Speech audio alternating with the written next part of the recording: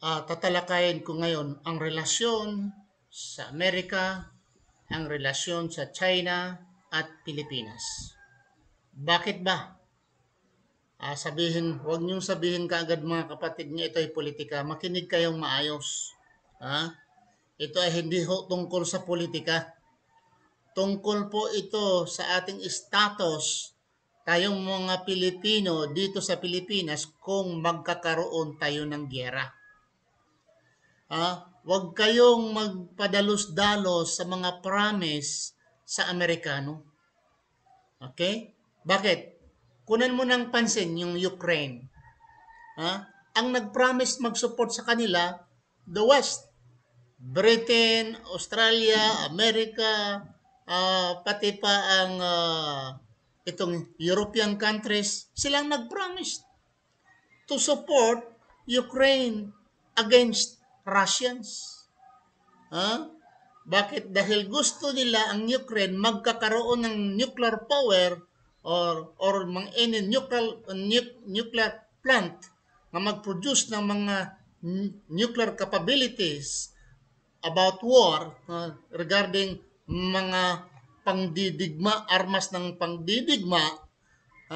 Ang nagplano ang West maglagay sa doon magpatayo sila ng infrastructure tungkol sa itong gera, yung mga plano nila sa panggegera diyan sa Ukraine. Bakit? Dahil malapit kasi ang Ukraine kung maggera ang Russia.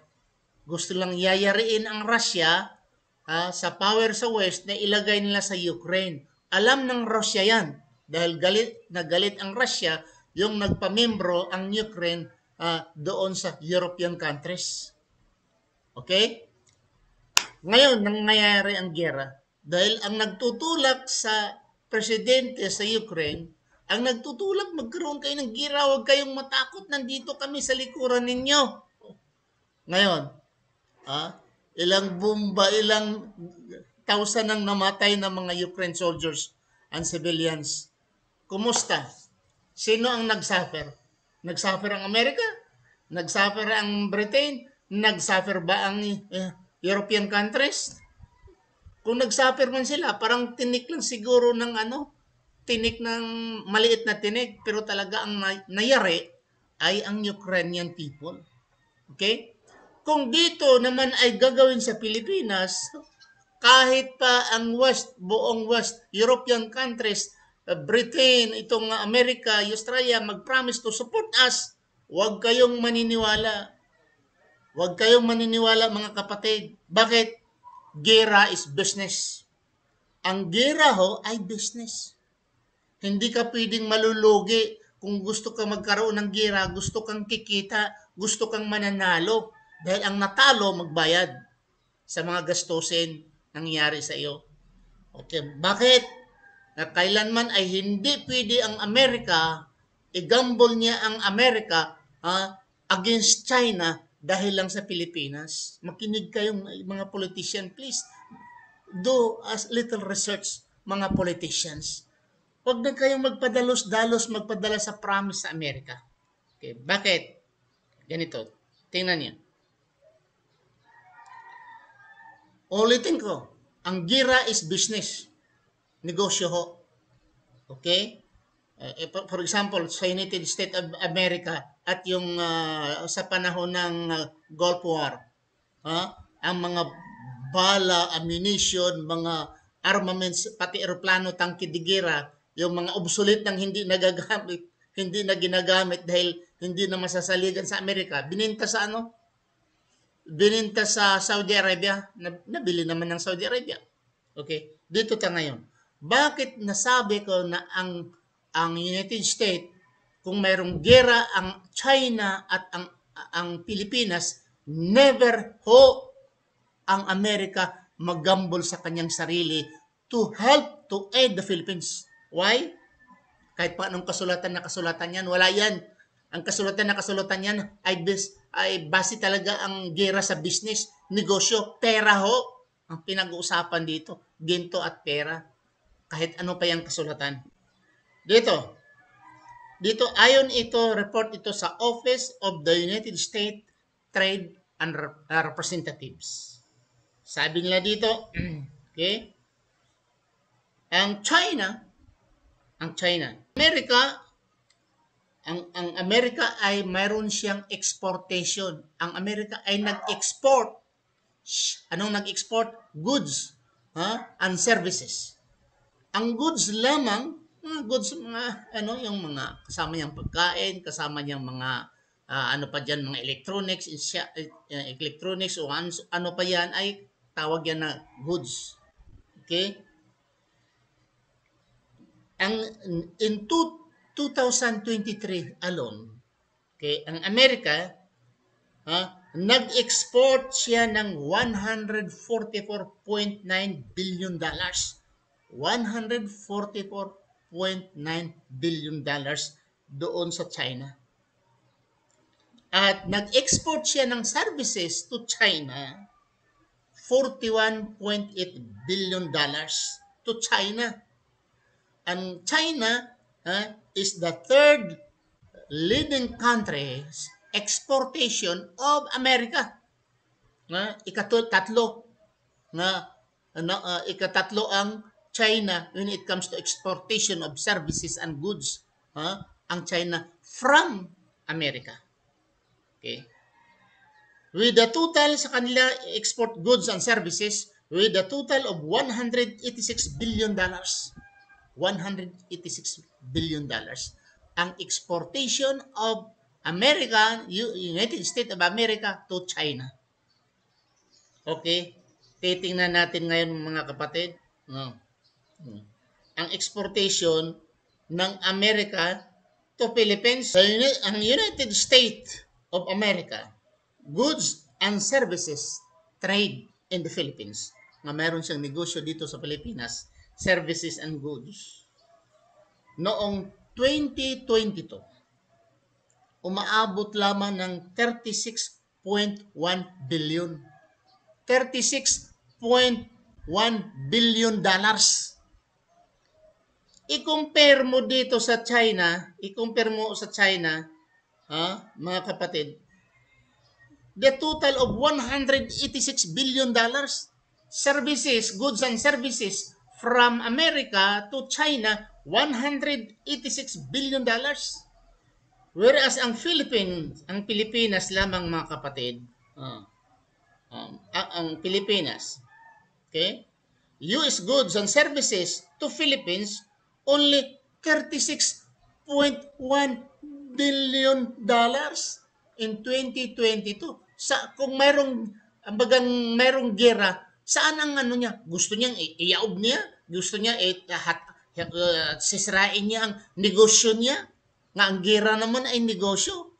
Imagine, exportation yan, money yan. Wala nga naka 1/4 ang Pilipinas eh. Halos hindi nga naka 25% sa exportation of goods and services from America to China. Almost 200 billions. Tayo 36 billions lamang ang exportation of America to Philippines. 36 billion lamang. Whereas, I repeat, 186 billion dollars, almost 200 billion dollars ang business ng Amerika, goods and services from America to China. Okay, dito naman tayo. Ang kwentahin naman natin yung exportation from Philippines and from China, magkano? From China to America and Philippines to America. Tingnan natin. China export to US, to United States of America, about 501.22 billion. 501.22 billion. 501.22 billion dollars ang exportation of China to America. Ang exportation naman ng Philippines to the United States, umaabot lamang dodong ng 11.43 billion dollars in 2023. Imagine, 11.43 1.43 billion lamang ang ating ni-export goods to America. Whereas ulitin ko, ang China is 1.22 billion dollars exportation from China to America.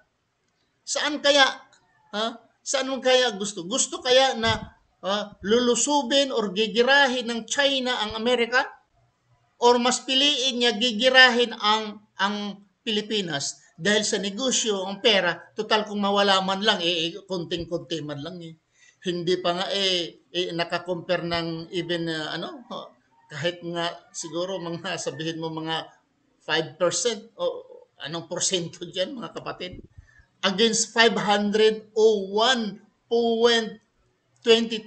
billion dollars ang exportation of China. Mas gustuhin kaya ang China makipaggira sa Amerika kaysa Pilipinas? At kung mawala ito, kung may gira ang China at ang Amerika, mawala ito lahat. Mawala ang exportation sa China, mawala din ang exportation of America to China. Importation and exportation ay wala. Mawala ng business. Ang laki-laking mawala ng China at Amerika pag mayroon silang higwaan. Whereas tayo, katiting lamang ang mawawala ng China at Amerika. Sa panahon ng gera, mas piliin kaya, America will support the Philippines, nga magkano lang ang kanyang business kinikita dito. Common sense mga kapatid, common sense. Kung example lang kung mayroon ikang dalawang kaibigan, ikaw may dalawang kaibigan, malaki ang nautang mo dito, malaki ang nabigay sa iyo, ang negosyo mo dito ay malaki dito sa letter A. Whereas dito sa letter B, ang bansa is maliit na maliit. Sa panahon nga mag-away, saan ang susuportahan niya? Itong maliit ang kanyang kinikita in-export or itong malaking higante ang kanyang benepisyo, meaning pera nga makukuha. So mga kapatid, sa panahon na may gera ang China at Pilipinas, hindi sasapi, hindi kakampi ang Amerikano sa atin dahil katiting lang ang mawalan nilang pera. Whereas kung kalabanin nila ang China, ang laki-laking mawawala. Sinabi ko na sa inyo, ang gira ay business, ang gira ay negosyo. Dahil sa panahon na yan, mga kondisyones, uuna lang tayo. Sige. Kung sabihin ng Amerika, sige, tutulungan ko kayo, bigyan ko kayo ng armas ganito. Ako na ang mag-cultivate sa inyong West Philippine Sea. Mayroon dyan mga minerals, mayroon dyan mga gasolina, mayroon dyan gas. Okay, pirma kayo. Okay, bigyan ko kayo lahat ng armas na gusto ninyo. Pero pirma kayo nito. Ipipirma dahil may giran tayo. Kawawa tayo, di ba ba? Kasi ang Amerika, Dudong, hindi sila makipaggera kung wala yung mga kondisyones. At isang bomba lang tayo, ng isang nuclear bomb lang siguro, ipatama sa Pilipinas, tunaw na tayo. At kung sakali man matalo natin ng China, sabi ni Miriam Defensor, late Senator Miriam Defensor, kung matatalo natin ang China, makulong natin, mahuhuli natin ang mga tao nila, how many? Almost 2 billion ang China pakakainin natin. Anong ipapakain natin sa China? Ang dami nila. Yung mag-isip-isip, yung sabi ninyo nga ang Amerika ay tutulong sa Pilipinas. No, never. Dahil mas malaki ang advantage, mas laki ang benepisyo niya kung matutuloy or ipagpapatuloy nila ang China relation, trade and relation sa China and America. Whereas kung ang Pilipinas mawala, parang langaw lang tayo nandoon sa ibabaw ng kalabaw. Isang pitik lang, wala na tayo. So yun mga kapatid, sana ang ating mga politician mag-isip-isip at ating mga kapwa Pilipino mag-isip-isip kung saan tayo pupunta paroroon. Dahil kung magkaroon ng gira ang China at Philippines, saan tayo pupulutin? Huwag kayong magsalig dahil nandoon ang Amerika, nandoon ang Australia, nandoon ang Japan. Huwag kayong maniwala dyan. Dahil sa panahon ng gera, may self-interest ho ang isang bansa. Tingnan mo ang nangyayari sa Ukraine. Ang capability ba ng Amerika at Britain, ang Australia, ang Europe ay binuhos nila to fight against the Russians? Wala. So hanggang dito lang ako magtapos mga kapatid. Maraming salamat sa inyong panonood. Please share. Subhanakallah, Allahumma bihamdika. Asyhadu an la ilaha anta astaghfiruka wa atubu ilaik. Assalamu alaikum warahmatullahi wabarakatuh.